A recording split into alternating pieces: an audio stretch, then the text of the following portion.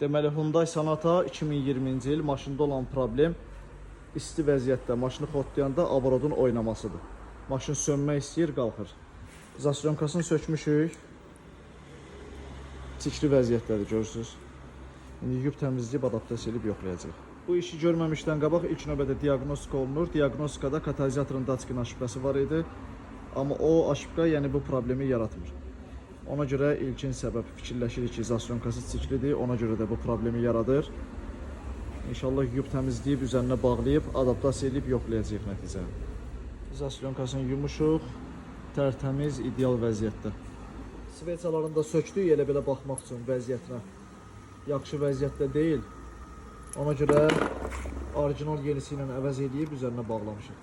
İşimizi yekunlaşdırmışıq. Maşın ideal vəziyyətdə işləyir, heç bir problemi yoxdur.